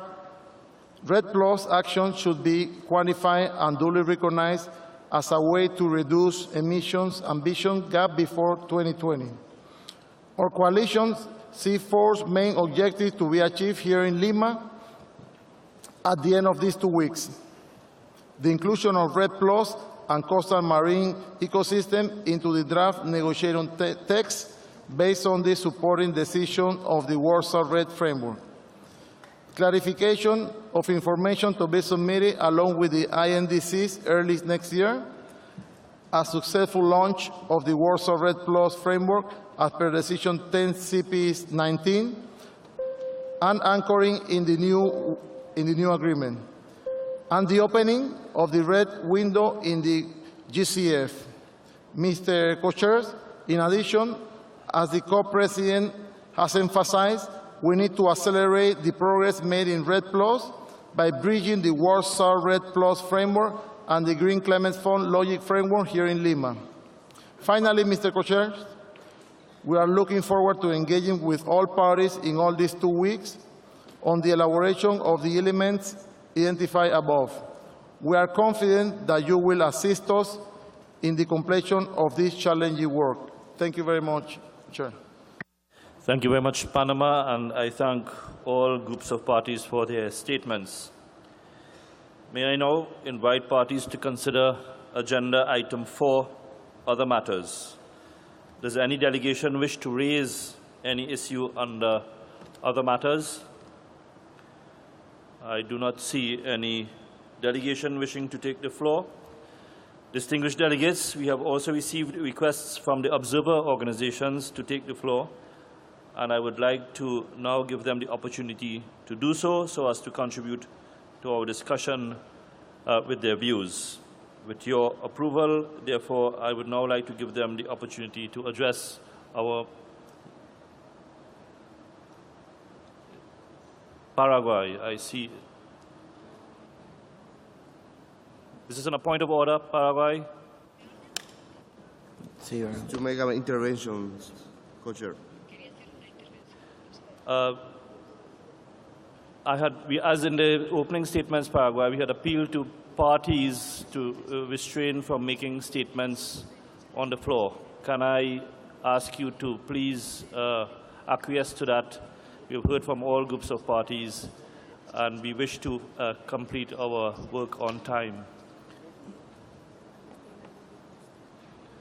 As I had indicated as well, their statements will be posted on the website.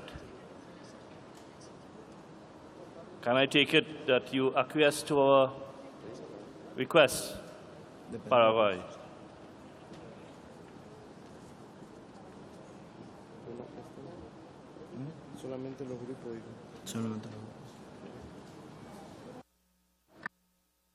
Thank you very much.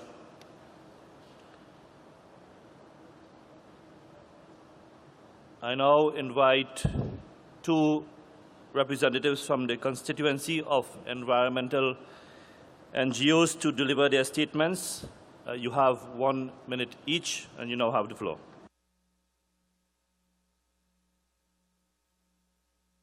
Tujouf, and I'm speaking on behalf of Climate Action Network, The work to be done here in Lima is the most important platform to ensuring an ambitious outcome in Paris on all levels. In Workstream 2, parties must ensure the TEM mandate is reformed to address the mitigation gap as well as focus on means of implementation to move away from discussion more to actions. Decision text on INDCs must include a process to assess the adequacy and equitability of proposed INDCs in an ex-ante ambition assessment and equity review prior to COP21, which should involve civil society participation. The INDCs should not just be based on mitigation, but should include provision on finance and voluntary provision on adaptation. Climate Action Network called for a much greater role for civil society, local civil society, and other stakeholders to be encouraged and empowered to assist in the development of nations' INDC. Within the 2015 agreement, CAN calls for long-term global goals of phasing out all fossil fuel emissions and to phase in a 100% renewable energy future with sustainable energy access for all as early as possible, but not later than 2050. In order to achieve this, there needs to be adequate scaling up of finance through a global public finance goal. Thank you. Thank you, co-chairs. My name is Ruth Nyambura. I come from Kenya and work with the African Biodiversity Network, a member of the Climate Justice Network. In 2007 and 2008, a devastating drought swept through my country, Kenya, and in its wake left 90% of the livestock of pastoralist communities dead. In 2011, another drought swept through not only Kenya, but the Eastern Horn of Africa region, leaving 10 million people facing starvation. This region is surely one of the most prominent faces of the inequality of climate change, barely contributing anything to the systemic and structural causes of this crisis, but yet standing almost center stage in its destructive path. You cannot ignore that people are demanding a comprehensive response to the climate crisis in the form of binding commitments where impacted people are put first. We do not want a special outcome coming from an irregular and manipulated process that is mitigation-centric, where finance and financial obligations of the developed countries are clothed in markets, privatization and aid, and finally where appropriate technology transfer and capacity building are delinked. We desperately need binding commitments that speak to the urgent need for the poorest and most vulnerable to this crisis to effectively adapt, an agreement that is cognizant of the painful fact that for many, like the pastoral communities of Africa, that loss and damage is no longer in our future, as it has been their lived reality for a number of years. You have a moral and logical duty to deliver on a pre-2020 commitment to scale up action immediately, to deliver deep and just pollution cuts, tangible solutions for impacted people, solutions divorced from markets, and by extension, an economic system that created this crisis. You cannot ignore that people are demanding a comprehensive response to the climate crisis in the form of binding commitments on all the elements of the Durban platform. Thank you. Thank you very much. I now invite a speaker on behalf of the Farmers' Constituency to deliver a statement. You have the floor.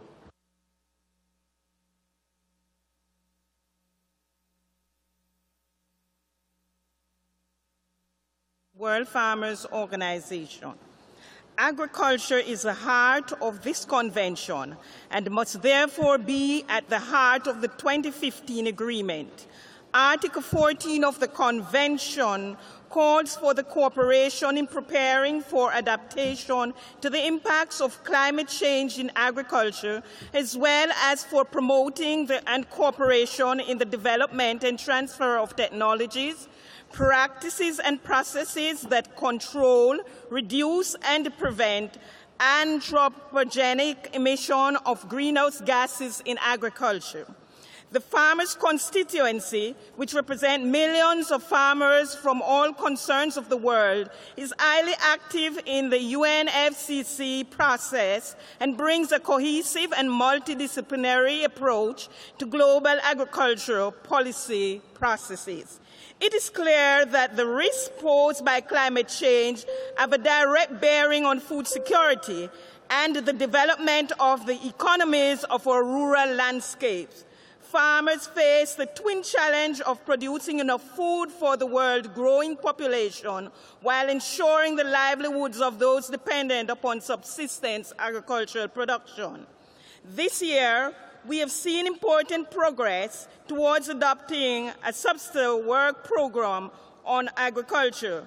We have been encouraged by parties' hard work and can ensure that the farmers' constituency remains united in its call for a work program on agriculture covering food security, adaptation, and mitigation. This work program must be urgently established on the substance as a critical input to ensuring that agriculture in a future agreement is on the strong scientific footing to become an effective vehicle for mobilizing appropriate and effective international action on agriculture.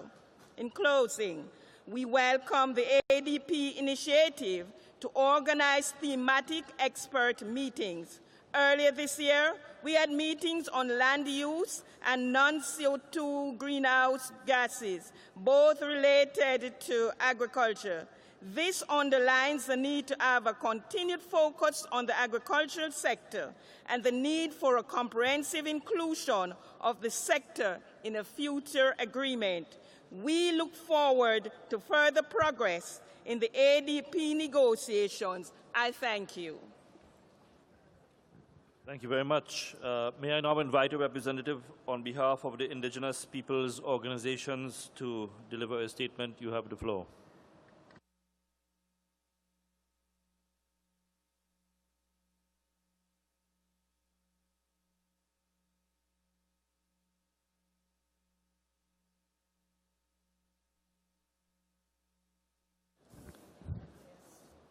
Thank you, Mr. Chairman, for this opportunity to speak on behalf of the International Indigenous Peoples Forum on Climate Change. My name is Rodion Solniziga, and I'm the co-chair of the Indigenous Peoples Caucus. While we acknowledge that the new version of the text that will form the basis of the ADP negotiation on the co-chair's non-paper now contains an explicit reference in its preamble to the need to respect human rights and the rights of indigenous peoples, this to us is still unacceptable.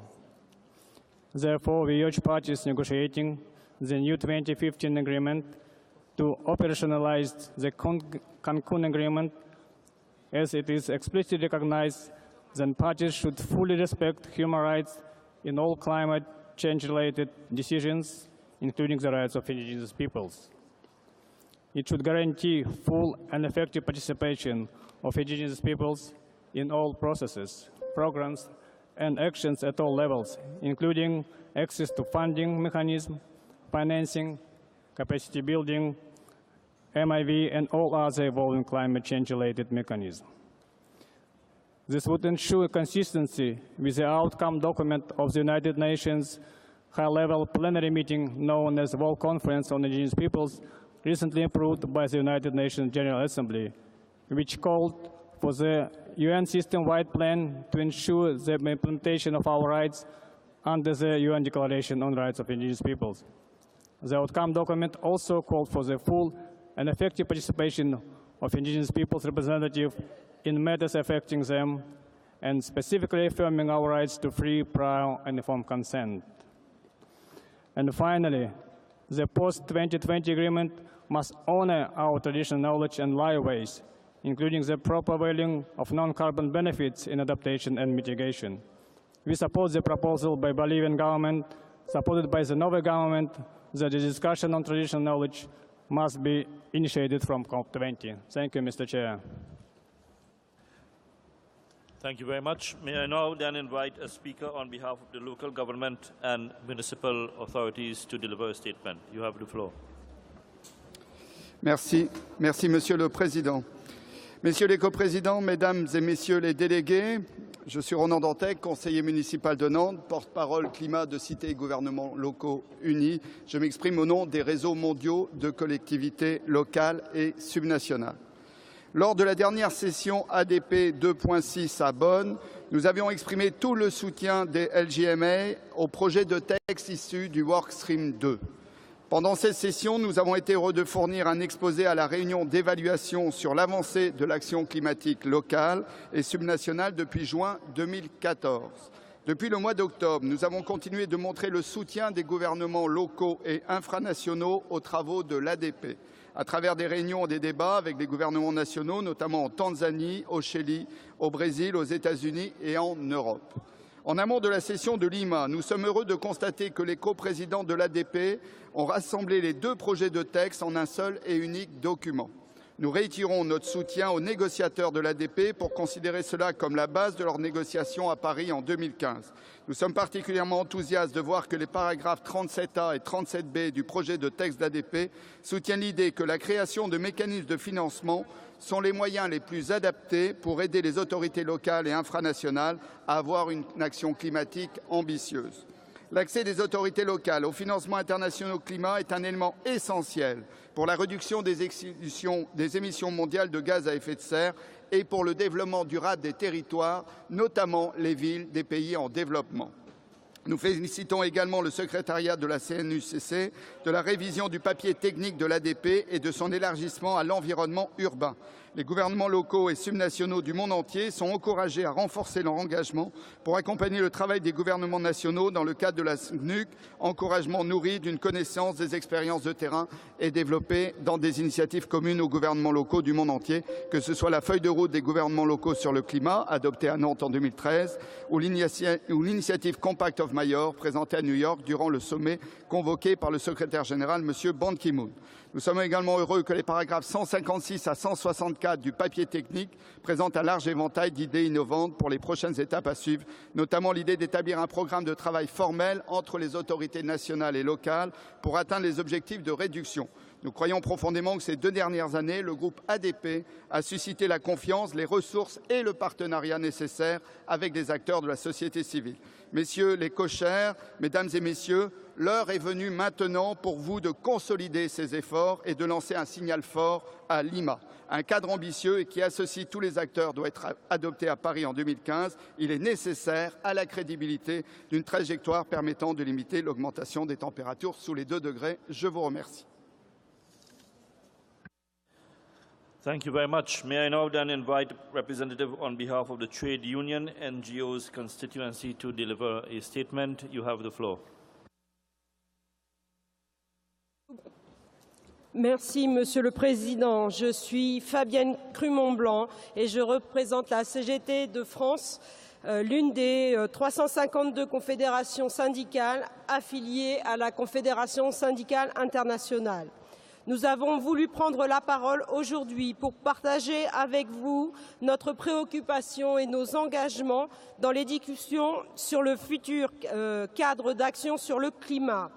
Préoccupation parce que malgré un regain d'attention de la part des dirigeants politiques sur la question climatique, nous constatons l'écart qui existe entre leurs promesses et les calculs du GIEC, lesquels nous informent de la faible possibilité d'aboutir à un scénario de 2 degrés d'augmentation de la température si les ambitions ne sont pas revues à la hausse, et cela avant 2020. Préoccupation aussi parce que nous sommes conscients de l'impact des scénarios maintenant probables pour les travailleurs et les travailleuses, notamment des pays du Sud, mais pas uniquement, au regard des conséquences désastreuses sur l'agriculture, la santé, le tourisme, les infrastructures, entre autres. Préoccupation enfin parce que le temps pour organiser une transition juste pour les salariés des secteurs à haute intensité énergétique se réduit et dans le chaos climatique, la démocratie ne sera plus qu'un rêve. Nous voulions aussi prendre la parole parce que, en tant que mouvement syndical, nous sommes engagés dans la mobilisation des travailleurs sur l'un des enjeux clés de la lutte contre le changement climatique, à savoir la transformation de notre modèle économique et productif pour qu'il réponde aux impératifs de justice sociale ainsi qu'au besoin de préserver notre planète pour les générations futures. Monsieur le Président, l'ADP joue un rôle important dans ce cadre. Les textes de négociation doivent donner des gages sur la volonté des États de s'engager sur la voie de cette transformation et montrer aussi leur engagement envers une transition juste, porteuse d'opportunités pour le travail décent de tous. Il est regrettable que malgré un soutien large au concept de transition juste, nous ne le trouvions pas dans les options aujourd'hui sur la table. Et nous appelons encore une fois les gouvernements à construire une base sociale plus solide pour l'action climatique en sollicitant son inclusion. Enfin, Monsieur le Président, nous sommes convaincus que tous les discours brillants et les objectifs ambitieux des gouvernements ne résisteront pas à l'absence d'actes concrets et de choix transformateurs. Merci. Thank you very much. May I now then invite a representative on behalf of the Women and Gender NGOs constituency to deliver a statement. You have the floor. Thank you, Mr. Chair. My name is Mrinalini Rai, speaking on behalf of the Women Gender constituency. First and foremost, we urge parties to commit to work towards an effective, equitable, and just neutral agreement that respects the human rights and gender equality, including the rights of future generations. To truly protect those rights of those in vulnerable situations, the post-2015 agreement must be a binding, ambitious agreement that necessitates immediate transformative action, both in regards to mitigation and adaptation in all means of implementation. The constituency welcomes language in the revised non-paper of the co-chairs, which recognizes that all actions to address climate change should ensure gender-responsive approach and respect human rights. It is crucial, however, that gender equality is included as a guiding principle in the operative language of the new climate agreement, cross-cutting issues in all elements of climate policy. This could follow up with a strong precedent set with inclusion of gender in the Green Climate Fund architecture. Additionally, we appreciate the specific recognition of gender considerations in relation to adaptation, capacity building, and particularly finance. However, given the critical role women and men play as contributors to climate action, we urge parties to enhance recognition of gender equality in relation to mitigation and technology. Of additional importance is ensuring open, inclusive, and transparent processes for the participation, views, and perspectives of civil society in climate change decision-making and actions.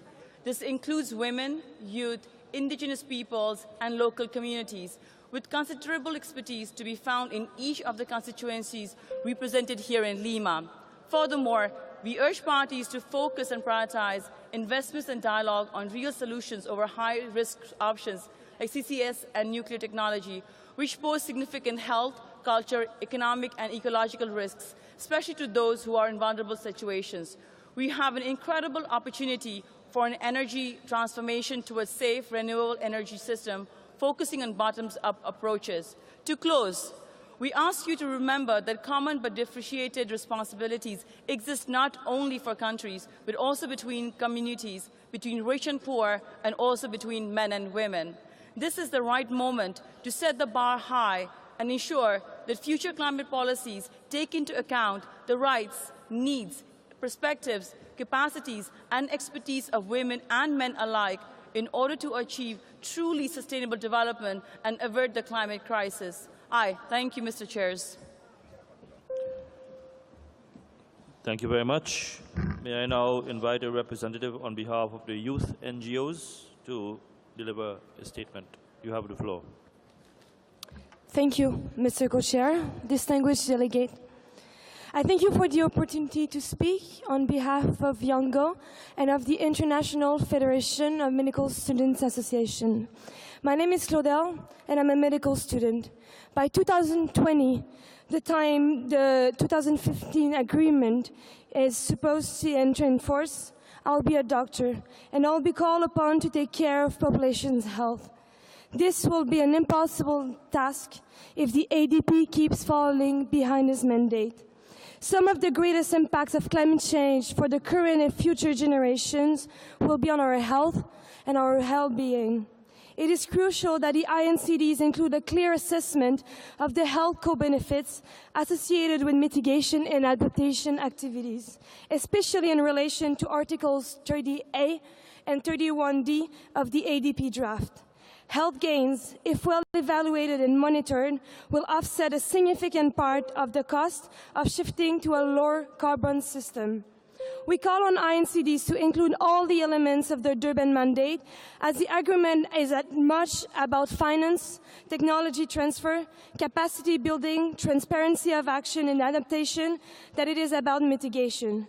We ask for parties to use a discount rate of 0% as to not discount the lives of future generations and to strive for intergenerational equity. We call on parties to include clear, equitable, ambitious contribution to get to zero emissions by 2050. This has to be included as a key element of the preamble of the ADP. Without the distorting effect of the discount rates and with considerations of the health co-benefits, commitment will finally be seen as opportunities. INDCs are a matter of leadership, a matter of commitment for healthier, more resilient, more sustainable societies.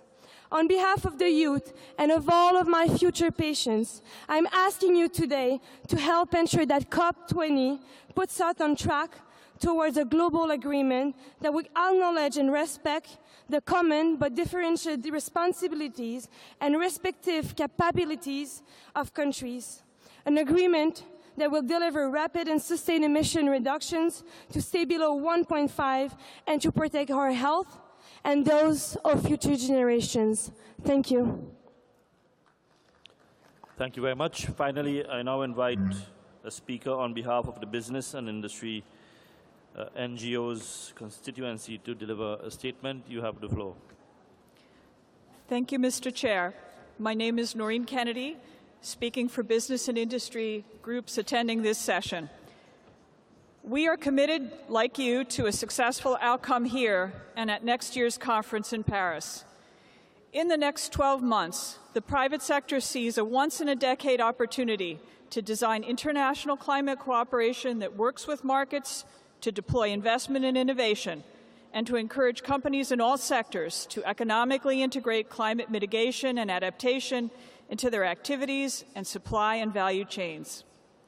Concerning INDCs, the private sector's practical expertise and technical know-how should inform their development at the national level and should also be used as part of the international facilitative review and consultation.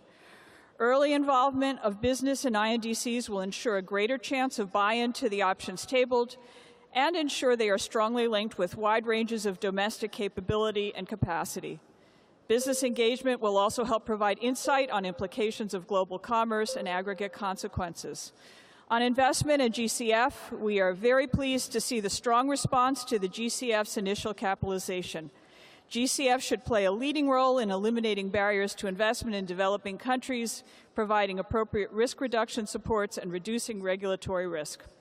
By doing so, the GCF and its private sector facility can crowd in private sector investment, providing information and promoting enabling frameworks for investment. COP20 is also a chance to anchor the role of business and other stakeholders in the UNFCCC as a resource for both governments in the process, and secondly, as a vehicle for complementary practical action and initiatives. Given the wide impact of the 2015 Paris Accords on markets, regulation, and other commercial circumstances, we regard an ongoing process to provide business expertise and views as valuable and indeed indispensable. In light of the high levels of action and investment envisioned for the eventual Paris outcomes, substantive and recognized involvement by business, building on the foundation of the GCF and technology mechanism, can and must be increased across the entire UNFCCC. In closing, we wish to thank the government of Peru for their warm welcome and continued and thoughtful outreach to business, including through the multi-stakeholder discussion with business and other stakeholders in Lima at the end of October. We look forward to this week's ADP co-chair special event and thank you, the co-chairs, for engaging with stakeholders and allowing us to offer proposals that strengthen the current UNFCCC framework and contribute to successful outcomes in Lima and Paris. Thank you. Thank you, and I thank all observer organizations for their statements. At this point, as indicated by the last speaker, my co-chair and I would like to inform you that as at past sessions of the ADP, we will hold a special event with observer organizations to which we also invite intergovernmental organizations to contribute. Parties are also encouraged to attend. This event is currently planned for Thursday, 4th December at 1:30 p.m. at a room to be decided. We ask you to check your invitations and the daily program for that room assignment. Colleagues, the first meeting of the contact group today will be held at 3 p.m. this afternoon. And for further details, I now pass to the Secretariat. Marcella, you have the floor.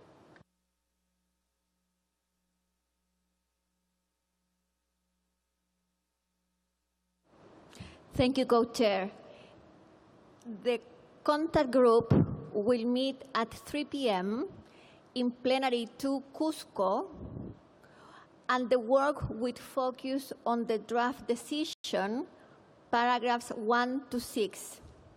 Again, 3 p.m., Plenary 2, Cusco, and the focus of the work will be the draft decision, paragraphs 1 to 6. At 4:30, the contact group will split in 2 meetings.